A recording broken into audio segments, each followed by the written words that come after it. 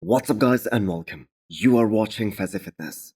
So let's start this video with the recent physique update from Regan, which is about 14 weeks out from this year's New York Pro. Now it was kind of a shocking caption from Regan, specifically the weight that he mentioned, because Regan most probably will never touch that kind of body weight, even during the peak of his off-season. Now it was just a joke, and he is just shy of 300 pounds in this update. Now just to give you guys a little bit of perspective on how big and thickly built Neckwalker is. For those of you guys who do not know, the mutant is 5'6", and the man is still heavier than Regan at 14 weeks out, while Regan is close to 6 feet tall, and Regan most definitely wins the aesthetic part of the battle. The flow, the shape, the small waistline, the classic lines, especially against a guy like Neckwalker, who is more thickly built and kind of a blockier bodybuilder. But that is just one aspect of bodybuilding. Because on the other hand, Neckwalker just has way too much muscle and freak factor on his frame. If we go deep into that comparison, now Regan has a nice X frame, but does anyone else thinks that his quads from the front, they definitely need more size, more outer quad sweep. Now we will be able to paint a better picture as he gets more shredded and gets closer to that contest ready shape.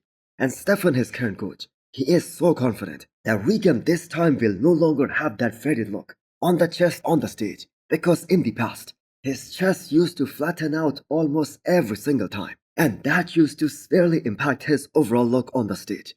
Now Regan thinks he can win the Olympia in the future. So let's start with the New York Pro, and with him taking a full year off last year. And we expect to see some major upgrades in his physique, and some massive improvements. Now we do not know whether Neckwalker is gonna be doing the New York Pro, but let me assure you guys one thing. There will be other good competitors in this year's New York Pro lineup. For instance, Martin Fitzwater, who has already confirmed.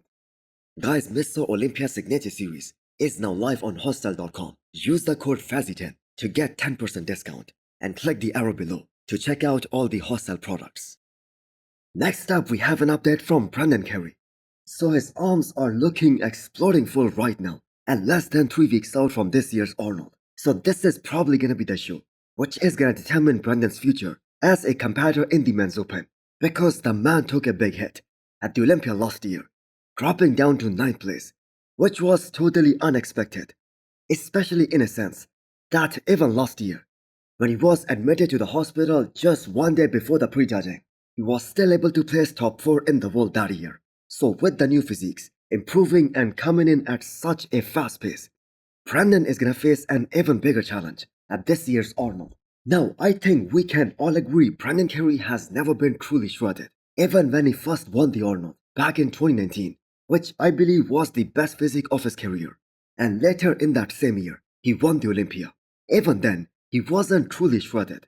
Now, I have no idea why Brendan doesn't get the respect that he deserves, because even though the Olympia lineup back in 2019, that was kind of a weak one, but the man kept on placing second in the next 2 years, beating a guy like Hadi Choopan and even Phil Heath in 2020. So the most exciting part of Brendan and this year's Arnold is that him trying to bring a more detailed and a more ripped physique and let the cards fall where they may. And I think we might be looking at a totally new package from Brendan, kind of the same package that we saw from him back in 2020 when he was shredded but a bit downsized. Guys, Gorilla Wear is offering a massive discount of up to 70% right now. Use the code FAZI10 to get 10% extra discount. How are you feeling with 3 weeks to go? I'm feeling like shit. It's the feeling you're supposed to feel in 3 weeks. I feel like shit, man. Do you see my face? You see my bones and whatnot, my eyes all sucked in? I feel like shit, man. The only reason I feel good today is because it's Sunday and it's a rest day. This response right here perfectly sums up how almost every bodybuilder feels like during the last few weeks of a grueling bodybuilding prep. And it doesn't really matter how many times you do that. It never becomes easy. It's always a struggle, especially when you are trying to beat your previous best. And based on Samson's history, he isn't one of those guys who gets peeled that easily. He has to suffer to bring out that extra detail. In fact, this was his main problem up until the Olympia this year, or I'm gonna say up until the Arnold Ohio back in 2024. And he improved on that tremendously from that point onwards to the Arnold UK to the Olympia last year. So, in order to beat the Olympia look, he has to dig even deeper for this one. And some of us heard this time and time again that it is called the Hell Week, which is about to start for Samson Dawoul. And it is literally unbelievable that this guy, who is over 300 pounds, how is he able to maintain that kind of muscle mass while he's eating only 3 eggs for breakfast? Yes, you guys heard that right. Samson, at what weight would you be at the Arnold? I have absolutely no idea. I can only estimate, and that's based off obviously what we weighed at the Olympia. Olympia was 304 pounds. And so I don't know, we've definitely gotten bigger since then. So I can only estimate from that point on, and even then, it's just guessing. And as always, they haven't been checking in his weight weekly. But considering he looks bigger than his Olympia prep, he's most probably gonna be a few pounds heavier at the Arnold compared to what we saw at the Olympia last year. Now, bodybuilding can be very tricky, and there are absolutely no guarantees. I mean, look at Derek Lunsford. He pushed way too hard for those final few weeks, but he just did not get to present that desired look on the stage. And that's what makes this upcoming Arnold very interesting. So what are your expectations from Samson Dawoul? Can he beat his Olympia look in 3 weeks' time? Let's take a look at the Frankenstein, probably the most jaw-dropping physique update from the 90s, especially when you take the height, the aesthetics, and everything in perspective. Paul Dillette. So this one is from the Ironman 96, where he placed second behind Flex Wheeler. So Paul doesn't get mentioned enough among the guys with the biggest arms ever in bodybuilding, although he should be, because he had incredible guns. Now, just as always, people have a tendency to glorify the past, saying that he would win the Olympia today, especially the ones who saw Paul Dillette in person when he was in his prime. They say that a lot. Well, let's just keep it real. Samson Dawoul is just way too complete, even for Paul Dillette. And as great as Paul's front was, his back was non-existent, especially his back double biceps.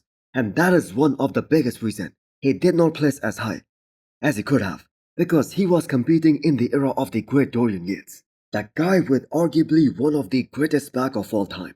But there is just no denying this fact, that Paul's physique to this day has to be one of the most powerful physiques to ever step on a bodybuilding stage.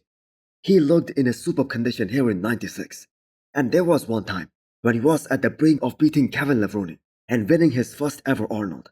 That was back in 94. But sadly, Paul could not finish the competition due to some direct cues. So where did you guys rate Paul's physique among the most jaw-dropping physiques of all time? Michael Daboul checking in at 3 weeks out from this year's Arnold. Flat, depleted, and miserable, but highly motivated to make this a memorable one, because on paper, he's the guy to challenge Mike Sommerfeld at this show, because he is the second highest placing guy in this year's Arnold lineup from the Olympia last year. So the one way to describe Michael's conditioning was by looking at his appearance at the same show last year when he coached himself, and that wasn't an ideal prep for him, even though he was quote-unquote kinda off, especially for his standards. But still, the man was one of the most shredded guy on that stage, and seeing Wesley smash that lineup, that was extremely motivating for many of these guys, including Michael Daboul. Wesley came out of nowhere, and that is exactly what Michael Daboul aims to do in 3 weeks' time. Now, I don't think people are sleeping on him. Everyone knows, you just cannot be more shredded than Michael. And even if you miss slightly, he's gonna beat you. So the stakes are very high. Now, we would definitely like to see what his physique will look like if they increase the weight limit for classic physique for, let's say, 5 more pounds in the future. Because Michael certainly loses a lot of muscle, some of his wow factor, while making that weight cutoff. So hit the thumbs up button if you liked the video, and smash the subscribe button if you wanna come back for more. Thanks for watching.